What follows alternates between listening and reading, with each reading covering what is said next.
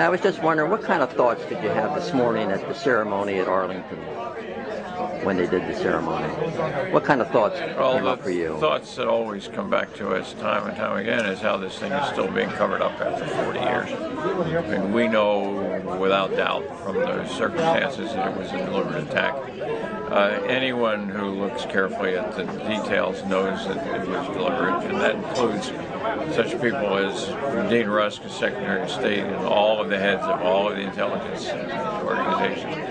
But the word that gets out, we're still told time and time again that there were 15 investigations, 11 U.S. investigations, 5 congressional investigations, because an author in Florida wrote a book about that and said it on CNN and sends that claim to congressmen everywhere.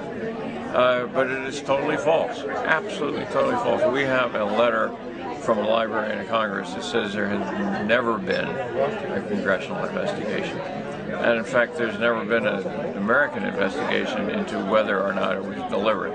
But we're told that time and time again. That's the point that keeps arising in all of our minds every time this story comes up. Now, Jim, your book, The Assault on the Liberty, is in its, how many printings so far? There have been 12 printings so far. 12 printings, and how many publishers? 4 publishers.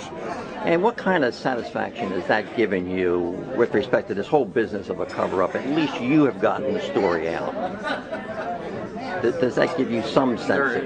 There is a lot of satisfaction in knowing that I have told the story in a way that is believable and persuasive to everybody that reads the book. I have not heard from anybody who has read the book and looked at the evidence who said, you're just a troublemaker. That's not true.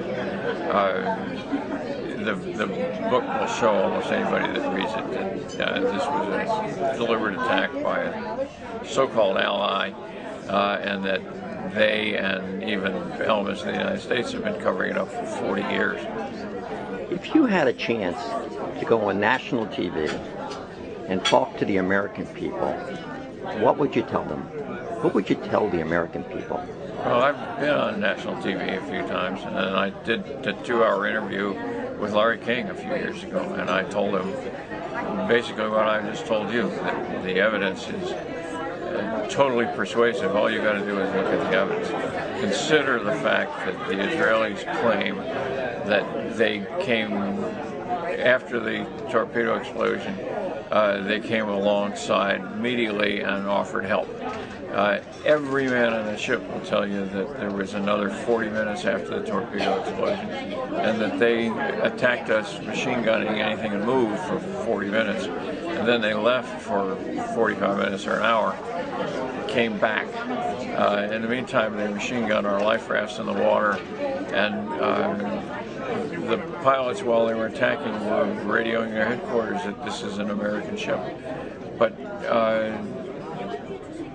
the Israeli side keeps publishing falsehoods, keeps publishing the big lie that this has been investigated again and again, and those people that tell us are just conspiracy theorists and they're not to be believed. And that makes me and everybody who knows the story angry. Do you have any hope that in your lifetime that this Congress or the next Congress is going to do anything about this, having a full public hearing, a full inquiry?